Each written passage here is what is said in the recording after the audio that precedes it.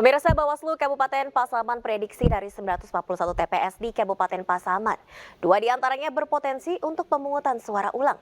Pemungutan suara ulang dilakukan karena masih banyak pemilih yang tidak terdaftar.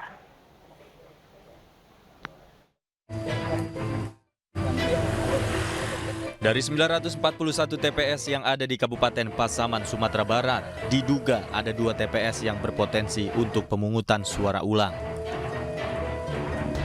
2 TPS yang berpotensi terdiri dari TPS 14 Kecamatan Padang Glugur dan TPS 6 Kotorajo Kecamatan Rau Utara. Berdasarkan catatan Bawaslu, dugaan pelanggaran yang terjadi pada 2 TPS tersebut ada sejumlah pemilih yang menggunakan hak suaranya tidak terdaftar pada DPT, DPTB, atau DPK pada TPS yang bersangkutan. Dari data yang ada di Bawaslu Kabupaten Pasaman akan melakukan investigasi dengan meminta laporan hasil pengawasan PTPS dan beberapa bukti pendukung. Berdasarkan hasil penelitian dan pemeriksaan PTPS yang dibuat yang dituangkan dalam form hasil pengawasannya, nah nanti disampaikan ke Panwas Kecamatan melalui PKD. Di TPS 14 Padang Glugur itu ada potensi PSU. Nantinya Bawaslu akan menyampaikan rekomendasi atau saran perbaikan kepada PPK untuk menentukan pemungutan suara ulang atau tidak. Dari Pasaman, Sumatera Barat, Aryo Hanes, iNews melaporkan. Komisi Pemilihan Umum menjadwalkan pemungutan suara lanjutan di sejumlah TPS yang tersebar di Kecamatan Kota Bekasi, Jawa Barat. Hal ini dilakukan karena saat hari pencoblosan sejumlah TPS tersebut mengalami kekurangan surat suara.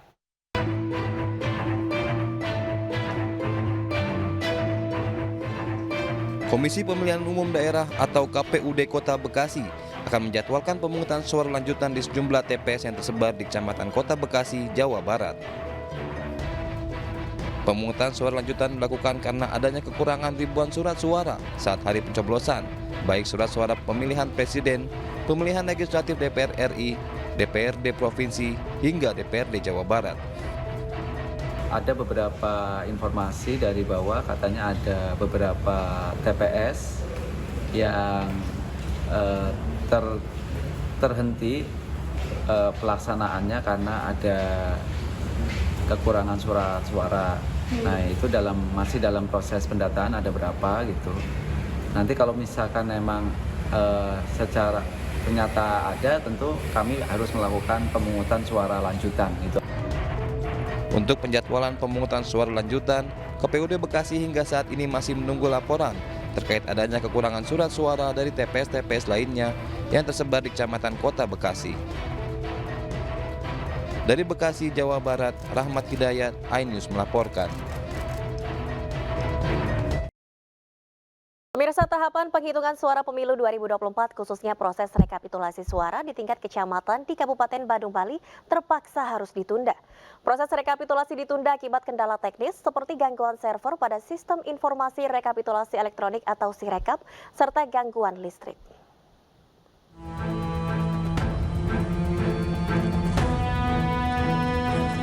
Kabupaten Badung menjadi daerah pertama di Bali yang melaksanakan tahapan penghitungan suara pemilu 2024. Sayangnya rekapitulasi suara di tingkat kecamatan tidak berlangsung mulus lantaran sejumlah kendala teknis. Proses rekapitulasi suara di Kecamatan Kuta Selatan mendadak harus dihentikan akibat server sistem informasi rekapitulasi elektronik atau Sirekap mengalami gangguan, padahal rekapitulasi suara baru dari 2 TPS. Karena kemarin kendala di tanggal 14 untuk menghitung di TPS, KPPS itu hampir semua itu kendalanya di Sirekap.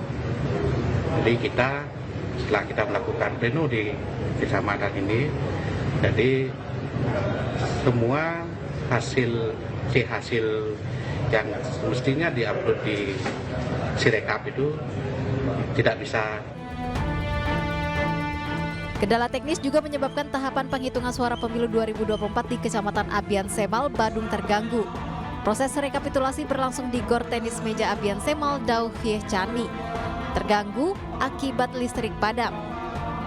Padamnya listrik bukan saja menyebabkan suasana di dalam gor menjadi gelap, tapi juga membuat sambungan listrik dari laptop ke layar proyektor turut mati.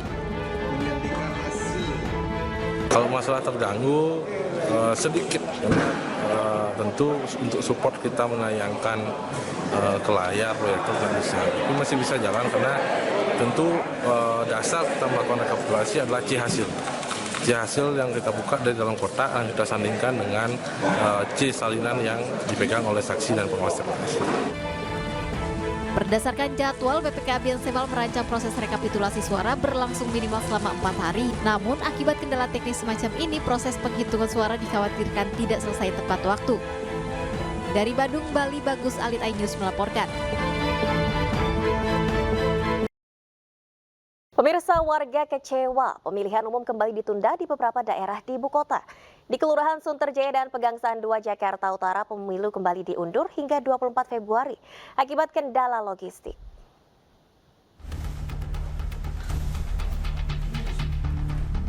Sebanyak 11 tempat pemilihan umum di Kelurahan Sunterjaya dan 5 tempat pemilihan umum di Kelurahan Pegangsaan 2 seharusnya melakukan pemilu susulan pada 18 Februari 2024, namun rencana tersebut gagal.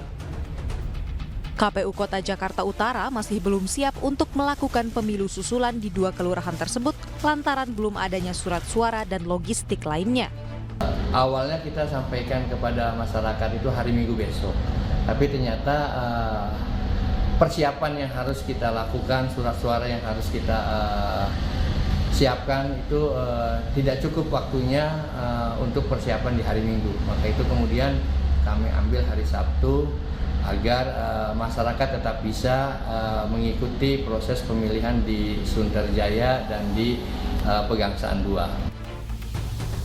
Setelah kecewa tidak bisa ikut pemilu pada hari H, warga kembali kecewa akibat pemilu susulan yang terjadwal tanggal 18 Februari harus diundur kembali ke 24 Februari. Ditunda kapan pun sudah kecewa kita. Sudah kecewa ya. Berarti udah siap pilihan Pak ya sebelumnya Pak ya? Sudah siap kita. Karena ditunda ini jadi kecewa Pak ya? Ya udah sudah, nggak apa-apa, mau ngomong apa lagi. Apalah kita ya, cuma seorang warga ya. Sebelumnya, warga Kelurahan Sunterjaya dan Pegangsaan 2 Jakarta Utara tidak bisa menggunakan hak pilihnya pada pemilu serentak 14 Februari 2024 akibat logistik yang rusak terendam banjir. Dari Jakarta, Sofyan Firdaus, iNews melaporkan. Pemirsa, berbagai kritikan muncul tentang jumlah hitungan suara melalui Sirekap KPU. Selain Sirekap, kritikan-kritikan lainnya juga muncul terkait pemilu 2024 ini.